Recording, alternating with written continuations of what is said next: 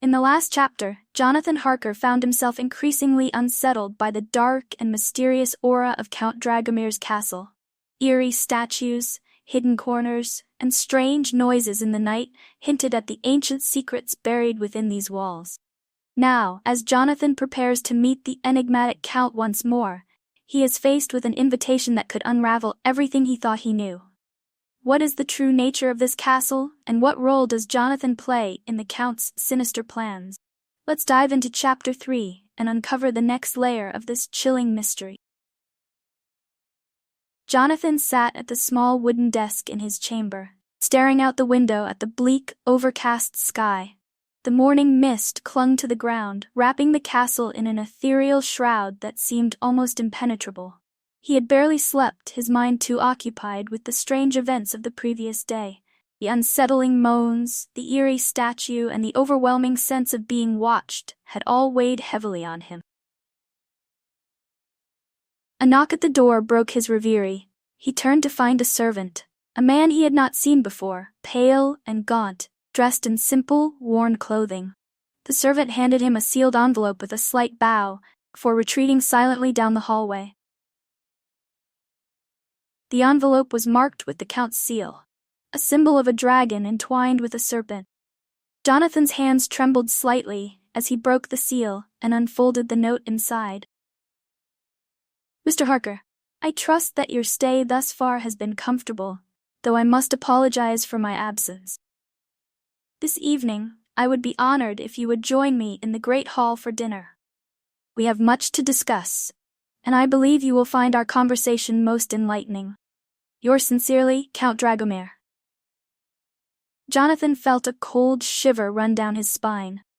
There was something about the Count's words that filled him with a sense of dread, as though this invitation was not merely a courtesy, but a summons, one that could not be refused. As the day wore on, Jonathan wandered the castle once more, trying to shake off the feeling of foreboding that had settled over him. He found himself drawn to the library, a vast room filled with shelves upon shelves of ancient books.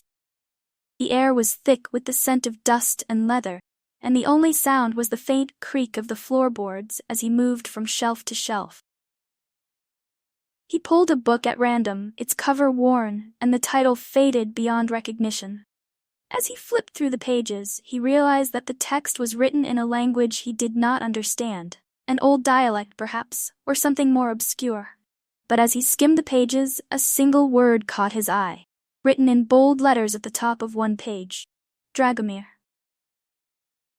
The text beneath the name was indecipherable, but the implications were clear. The Count's family had a history that stretched back centuries, intertwined with ancient myths and legends. What role had they played in the events of the past? How did that history connect to the present? His thoughts were interrupted by the distant toll of a bell, its sound echoing through the empty halls. The sun had begun to set, casting long shadows across the room. It was time. Jonathan made his way to the great hall, his footsteps echoing ominously in the silence. The doors were already open, revealing a room illuminated by the flickering light of dozens of candles. At the far end of the long table, Count Dragomir sat, his eyes reflecting the flames like twin embers. Mr. Harker, Count said, his voice smooth and welcoming. Please come in. I have been eagerly awaiting our conversation. Jonathan hesitated for only a moment before stepping inside, doors closing behind him with a soft, final thud. As he approached the table, Jonathan couldn't help but feel as though he were stepping into a trap. The Count's smile was polite, even warm, but there was something in his eyes, a hunger, a barely concealed anticipation, that made Jonathan's heart race. They sat across from each other, the table between them laden with food and drink. Count motioned for Jonathan to help himself, but the young man found that his appetite had deserted him. Instead, picked at the food, his mind racing with questions. The Count seemed in no hurry to speak, his gaze never leaving Jonathan's face. Finally, after what felt like an eternity, the Count broke the silence. Mr. Harker, you are a man of the modern world, are you not? A man who believes in reason, In science? In the power of human knowledge? Jonathan nodded slowly, unsure of where this was leading. And yet, the Count continued, you find yourself in a place where those things hold little sway. Here, in this castle, in this land, the old ways still hold power. The ancient myths and legends you dismiss as mere stories. They are real, Mr. Harker. Very real. The room seemed to grow colder, the shadows lengthening as the Count spoke. Jonathan felt a chill that had nothing to do with the temperature. You must understand, Mr. Harker, the Count said, leaning forward, his eyes locking onto Jonathan's, that you are not here by chance. You have been chosen. Your presence here is part of something far greater, something that has been set in motion long before you were born. The question is, will you embrace it, or will you resist? Jonathan's mouth went dry.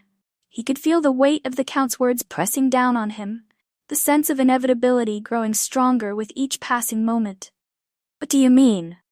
Jonathan finally managed to ask, his voice barely above a whisper.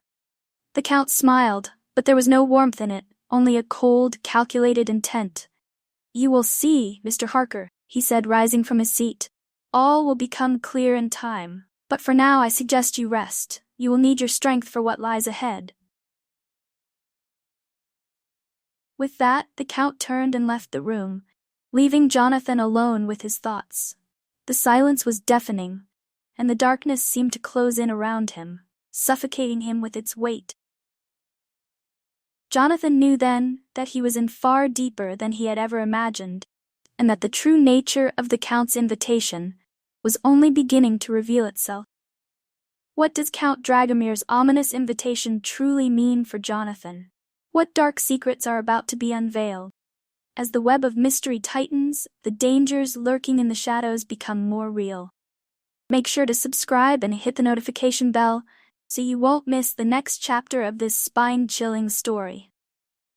If you're enjoying the suspense, drop a like and share your thoughts in the comments below. The journey into darkness has only just begun.